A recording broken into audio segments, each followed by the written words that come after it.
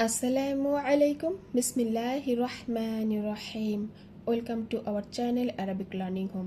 আমরা আরবি হরফ পরিচিতি পড়ছিলাম। আগে 5টি পর্ব পড়ানো হয়েছে।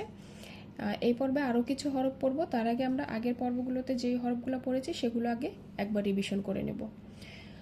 আলিফ, বা, তা, সা, জিম, হা, খ, দাল, ذال, র, জা, সিন, শিন। আমরা এই হরফ পর্যন্ত পড়েছিলাম। আজকে এই হরফ থেকে শুরু করব। প্রথমেই আমরা এই হরফটির নাম জানব। এই হরফটি 4 আলিফ টেনে এর নাম পড়তে হবে। আমরা 4 আলিফ কতটুকু পরিমাণ কিভাবে বুঝবো? 4টি বন্ধ আঙুল খুলতে যতটুকু সময় লাগে। অনেক দ্রুতও খুলবো না, আবার খুব ধীরে ধীরেও খুলবো না, দেখে বুঝে নিতে হবে। তাহলে আমরা আগে এর নাম জানব। লক্ষ্য করি, সদ। এরপর জানব এর মাখরাজ অর্থাৎ উচ্চারণের স্থান। লক্ষ্য করি, জিহবার আগা সামনের নিচের 2 দাঁতের পেট ও আগার সাথে লাগাইয়া সদ উচ্চারণ করব। আমরা জা এবং সিন এই দুটি হরফ যে স্থান থেকে উচ্চারণ করেছি, এই হরফটিও ওই একই স্থান থেকে উচ্চারিত হবে। এই হরফটি একটু মোটা করে উচ্চারণ করতে হবে, কারণ এই হরফটা হচ্ছে মোটা হরফ। যেহেতু এটি মোটা হরফ, তাহলে এর ধ্বনি বা সাউন্ডও কি হবে? মোটা হবে। এবং মোটা হরফগুলা কিন্তু একটু গাল ভরে উচ্চারণ করতে হয়। সদ, সদ। আলিফ খালি ডানে জবর, এটি হচ্ছে মদের হরফ। এই মদের হরফের পরবর্তী হরফে যদি সাকিন আসে, সেক্ষেত্রে 4 আলিফ টানতে হয় এবং এটিকে বলে মদ্দে লাজিম হারফি। এই জন্য আমরা এই হরফটির নাম কি করব? 4 আলিফ পরিমাণ টেনে পড়ব, সদ। তাহলে আমরা নাম এবং সাউন্ড বা ধ্বনি পাশাপাশি অনুশীলন করব। প্রথমে নাম সদ, এবার সাউন্ড স, স। মোটা হবে, সা হবে না। দেখেন, এটি হচ্ছে সা। লক্ষ্য করি, এই হরফ সা, সা, স। যদি এই 3টি হরফের সাউন্ড আমি বলি, এখানে হবে সা, সা, স। এটাও যদি বলি, পার্থক্যগুলো একটু খেয়াল করবেন। সা, সা, সা, স। এর পরবর্তী হরফ হচ্ছে দদ, দদ। ঠিক একইভাবে 4 আলিফ টেনে পড়তে হবে। আলিফ খালি ডানে জবর, মদের হরফ। মদের হরফ পরবর্তী হরফে যদি সাকিন আসে, সেক্ষেত্রে এটি মদ্দে লাজিম হারফি। আমরা কি করব? এই হরফটি 4 আলিফ পরিমাণ টেনে পড়ব। দদ। এটার নাম জানলাম। এবার এর মাখরাজ জানবো, অর্থাৎ উচ্চারণের স্থান জানবো। লক্ষ্য করি, এই হরফটি কিন্তু একটু কঠিন। অন্যান্য হরফের তুলনায় অনেক বেশি পরিমাণে প্র্যাকটিস করতে হয় এই হরফটি। জিহবার গোড়ার কিনারা। লক্ষ্য করি, জিহবার গোড়ার কিনারা উপরে মারিদ দাঁতের গোড়ার সাথে লাগাইয়া দদ। উপরের, কিন্তু উপরের মারিদ দাঁত আপনি ডানেও করতে পারেন, বামেও করতে পারেন, আপনার যেদিক থেকে সুবিধা হবে। ডান পাশ থেকে উপরে ডান পাশের মারিদ দাঁত থেকেও উচ্চারণ করতে পারবেন, আবার উপরের বাম পাশের মারিদ দাঁত থেকে উচ্চারণ করতে হবেন। বিষয়টা হচ্ছে জিহবা গোড়ার কিনারা, জিহবার যে গোড়ার আছে, গোড়ার কিনারা দদ, দদ। এবং উপরে মারির দাঁতের গোড়ার সঙ্গে লাগাইয়া দদ উচ্চারিত হবে। এটিও মোটা হরফ। যেহেতু এটি মোটা হরফ, তাহলে সাউন্ড বা ধ্বনিও কি হবে? মোটা হবে। লক্ষ্য করি নাম এবং ধ্বনি পাশাপাশি। প্রথমে নাম দদ এবং এর ধ্বনি দ, দ, গাল ভরে কিন্তু দ।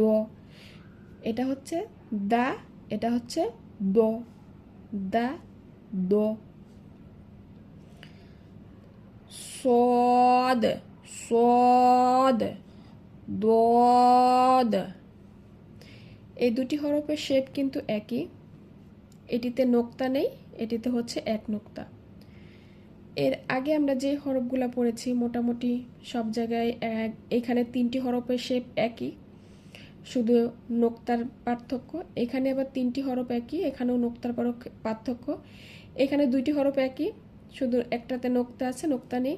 দেখেন একই রকম, কিন্তু একটা লিখতে পারলে 2টা পারা যায়, একটা লিখতে পারলে 3টা পারা যায়, এমন কিন্তু লেখা কিন্তু আরও বেশি সহজ আমরা যখন লিখব।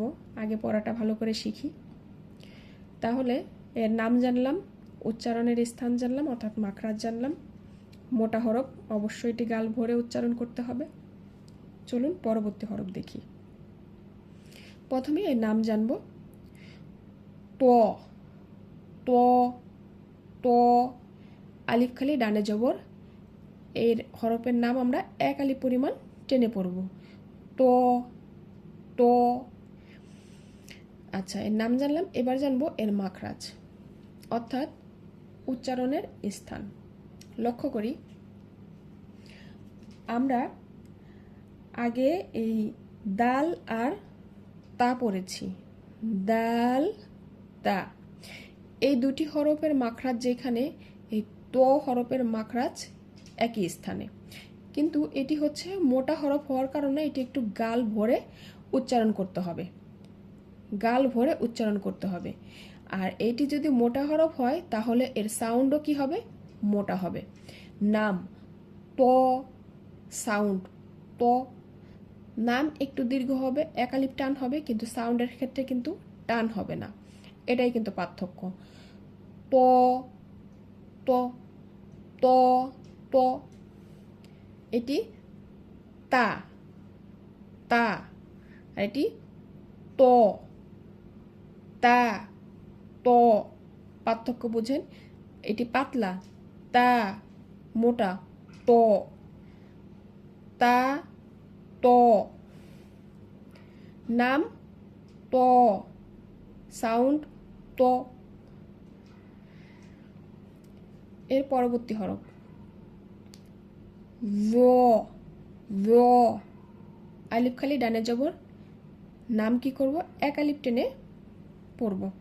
1 আলিফ পরিমাণ কতটুকু? একটি বন্ধ আঙুল খুলতে যতটুকু সময় লাগে, অনেক বেশি দ্রুতও না আবার খুব আস্তেও না। জ,